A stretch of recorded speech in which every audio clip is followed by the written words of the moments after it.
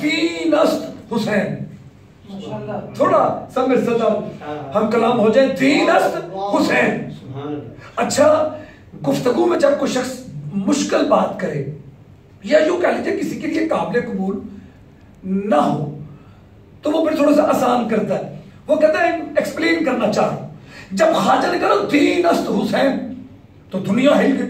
उन्होंने कहा कि ये नहीं कह रहा कि दीन अस्त मुस्तफा जो मरकज़े कायनात है, ये नहीं कह रहे कि दीन अस्त अली जो हर जंग के फाते हैं, ये नहीं कह रहे कि दीन अस्त सहाबा जो सरकार के चांद के सितारों की तरह है। दीन अस्त हुसैन, इसकी रीजन क्या है? अब उन्होंने आसान किया, कहने लगे दीन पनाह अस्त हुसैन, दीन को पनाह देने वाला हुसैन है, दीन को पनाह देने वाला हुसैन है। सबने तस्लीम कर लिया। ले आज जो मेरे आप सामने बैठे हैं और जो जहां जहां सुन रहा है वो इस बात को तस्लीम करेगा कि दीन पनाह अस्त हुसैन, यानी दीन को पनाह देने वाला हुसैन है। रुबाई शुरू से ये है, शाह बड़ी मशहूर रुबाई सरकार की, शाह अस्त हुसैन, बादशाह अस्त हुसैन, दीन अस्त हुसैन, दीन पनाह अस्त हुसैन, सरदार नदाद दस दर्द से यजीद, हक्का के बिना ला इला अस्त हुसैन।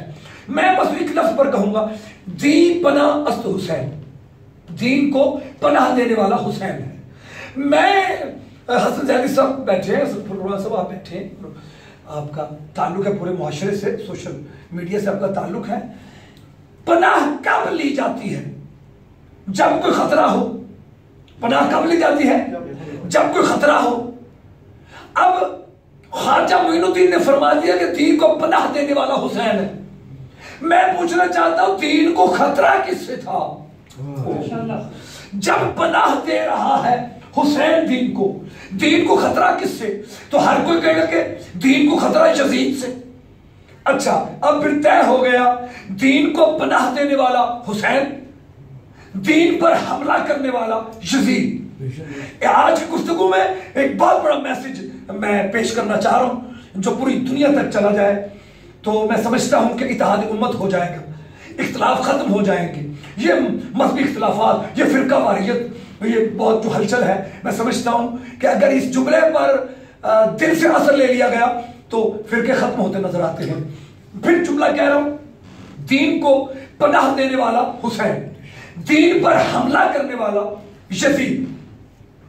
अगर ये तय है तो फिर सुनो, अगर चाहते हो कि पाकिस्तान में बल्कि पूरी दुनिया में चाहते हो कि इत्तेहाद हो जाए, फिरका वारियत खत्म हो जाए, इख्तिलाफात सिमट जाए, तो आओ फिर अल्लामा अमजद हुसैन अलवी आपको ऑनलाइन डायरेक्ट बता रहा है, इसका हल हो गया।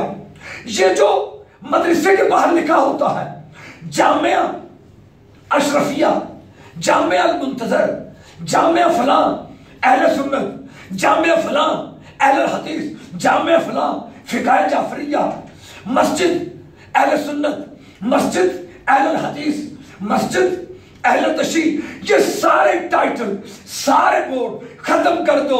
पूरी दुनिया में हर मदरसे और हर मस्जिद के सामने एक ही बोर्ड लगा दो, दीन इस्लाम, पनाह देने वाला हुसैन, हमला करने वाला यजीद। फिर खुद ही देख लेना दुरूद किस पे आता है, लानत किस पे आती है। नाराए तकबीर, अल्लाह अकबर, नाराए रिसालत, नाराए हैदरी, दीन हुसैनी जिंदाबाद। आप सलामत रहे। कौन है हुसैन? थोड़े वक्त में दो तीन फिक्रे कहना चाह रहा हूं। कौन है हुसैन? सरकार दो आलम अहमद मुज्तबा मोहम्मद मुस्तफ़ा वाली कौन मकाम, सरकार जुदो सखा, जो न होते तो कुछ भी ना होता, खुदा ने बनाया ही सब कुछ अपने महबूब के लिए है। तो फिर फिक्रा कहूं, अल्लाह के महबूब को हुसैन कहते हैं। आप सरकार मस्जिद नबी के मिंबर पर जलवा फिकन है और गुफ्तगू फरमा रहे हैं, हिदायत अपने सहाबा को, अपनी उम्मत को, अपने उम्मतियों को बयान फरमा रहे हैं। गुफ्तगू मकाम पे जा रही है, हमदन गोश है सहाबे रसूल। ऐसे में एक बच्चा नाम जिसका हुसैन है वो आ रहा है, पांव को ठोकर लगी, गिरने लगे हुसैन। वैसे मैं ये बताऊं, जिसने दीन को उठा लिया था वो खुद नहीं गिरता, कोई मसलहत थी, इसमें कुछ मकसद था। हुसैन गिरने लगे। नबी ने खुतबा छोड़ा, मिंबर से उतरे, जल्द अज जल्द हुसैन को गिरने से पहले अपने हाथों पे लिया, सीने से लगाया, माथा चूमा, मिंबर पे अपने साथ बिठाया। एक साहब उठ के खड़े हो गए, कहने लगे या रसूल अल्लाह, हाथ धो गए? आप हदीस बयान कर रहे थे, इतना अहम खुतबा दे रहे थे, आपने खुतबा छोड़ दिया। बच्चा था हुसैन, गिर जाता तो उठ जाता।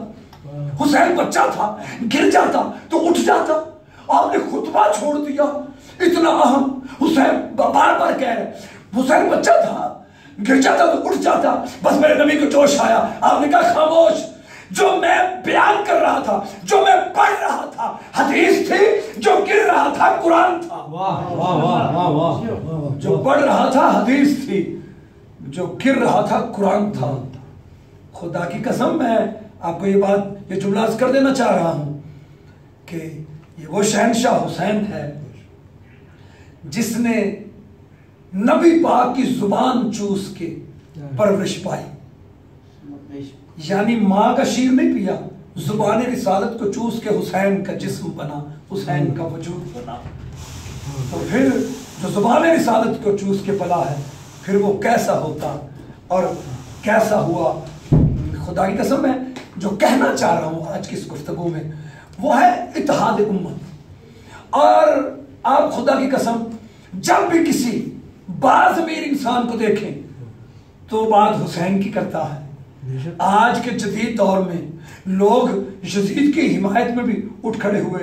मैं कहता हूं आले मोहम्मद की दुश्मनी में, हुसैन की दुश्मनी में इतना भी भूल गए हो कि यजीद वो है जिसने मस्जिद नबी में घोड़े बंधवाए थे। यजीद वो है जिसने मक्का की हुर्मत को पामाल किया था। यजीद वो है जो दर से जफा देता था। यजीद वो है कि जो शराब पीता था और उसकी तरगीब देता था। और किसके मुकाबले में तुम यजीद की हिमायत कर रहे हो? वो हुसैन जिसे नातिक कहा रसूल ने, वो हुसैन कि जो दीन की लाज निभाने के लिए उठा। यही वजह है कि बाबा गुरु नानक, जो सिखों के पेशवा कहलाते हैं, वो फकीर का कोई फिरका मसलक नहीं होता, वो अपनी पसंद में बैठे हैं और गुफ्तगू फरमा रहे हैं। और गुफ्तगू में नाम हुसैन आया। जो ही नाम हुसैन आया तो सारे चाहने वाले नहीं होते, किसी के दिल में ख्याल आया, वो उठ के खड़ा हो गया, कहने लगा कि गुरु नानक, आप गुरुजी महाराज, आप आजकल हुसैन का बड़ा नाम लेते, कसीदे हुसैन के, जिक्र हुसैन का, बातें हुसैन की, आप कहीं मुसलमान तो नहीं हो गए? हुसैन तो मुसलमानों के नबी का नवासा है, हर वक्त बातें हुसैन की आजकल अजब दीवानगी है, वजह क्या है? कहीं आप भी मुसलमान तो नहीं हो गए? तो गुरु नानक का सुन, हुसैन को मानने के लिए मुसलमान होना जरूरी नहीं, इंसान होना जरूरी। वाह वाह, मुसलमान होना जरूरी नहीं, इंसान होना जरूरी है। वो कहते जी हमें तो ये आपके फलसफे समझ नहीं आते, इंसान होना जरूरी है। आपने कहा ये बता, वो गुरु नानक फरमाते तो मेरा क्या है? कहते जी मैं आपका चेला हूं और आपके कहने पे कुछ भी करने को तैयार हूं। गुरु नानक ने कहा अगर तू मेरे कहने पे कुछ सब कुछ करने को तैयार है तो फिर मरना नहीं है, सिर्फ और सिर्फ तूने घर जाके अपनी बहन से शादी कर ले।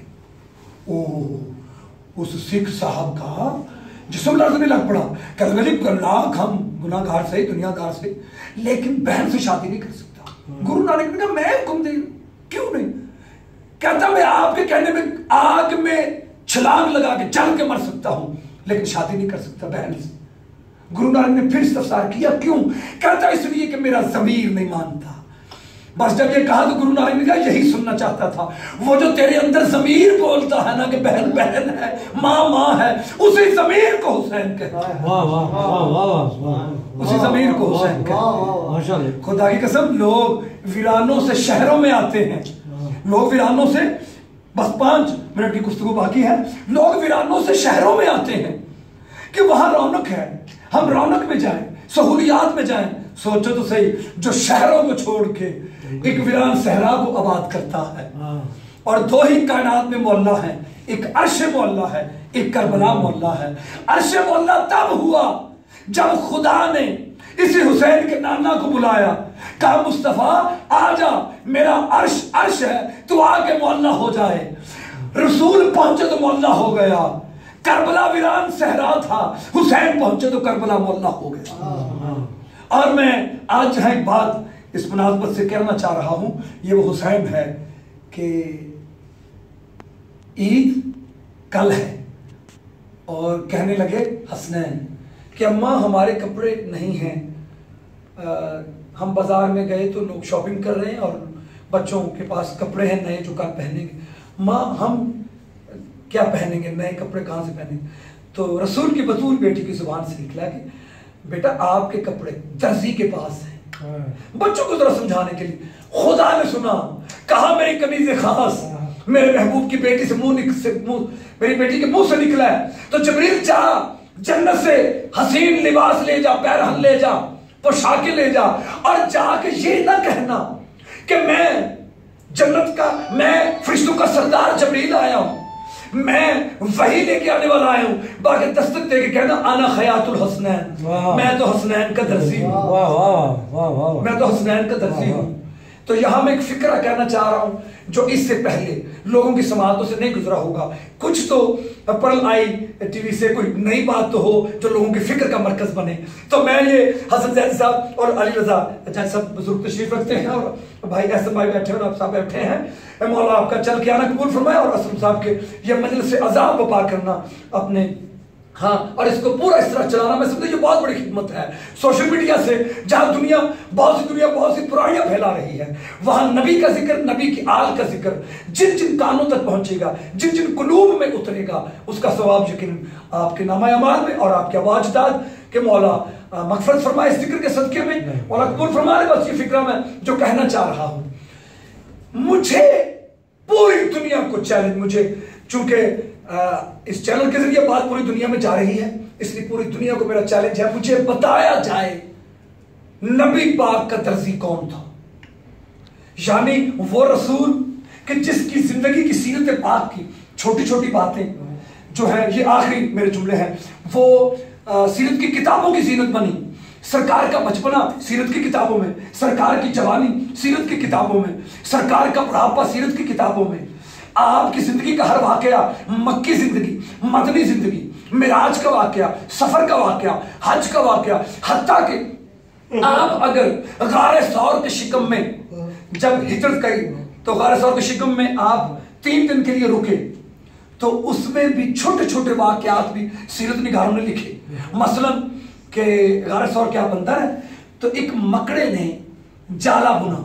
अब ये कोई बात इतनी बड़ी तो नहीं थी कि इसको भी लिखा जाता, लेकिन लिखा गया कि गारे सौर के शिकम में नबी पाक ठहरे अंतरगार में, बाहर एक मकड़े ने जाला बुना। अब हम तक मेरी जाने देखेंगे, जब जाला बुना तो जबरील वही लेके आए, गार में सामने जाला है, जबरील ने यूं हाथ लगाया हटाने के लिए, लेकिन वो जाला नहीं हटा। यूं हाथ लगाया तो जाला नहीं हटा। जब जाला नहीं हटा तो जबरील ने पूरे जोर से उसमें हाथ डाला, ये सीरत निगारों ने लिखा, जाला नहीं टूटा, मकड़ा वो हंस रहा था। जबरील ने यूं देखा मैं हंस रहे, कहने लगा इसने नहीं टूटना, इसने नहीं टूटना। तो जबरील ने कहा अच्छा, अब देखें किसी ताकतवर शख्सियत को कोई छोटा सा बंदा को बात करे, और ये बंदा नहीं हशरातुल अर्ज है, मकड़ा कह रहा है कि ये नहीं टूटना। जबरील 10 कदम पीछे हटे, 10 कदम पीछे हट के यूं तेजी से जब आगे बढ़ने लगे उस ताले को तोड़ने के लिए, जब आगे बढ़ने लगे तो मुंह से निकला नादे अली मज़हरुल अजाइब। बस जब नादे अली के लफ्ज निकले, मकड़ा कहता बस यही पढ़ के तो बनाया है।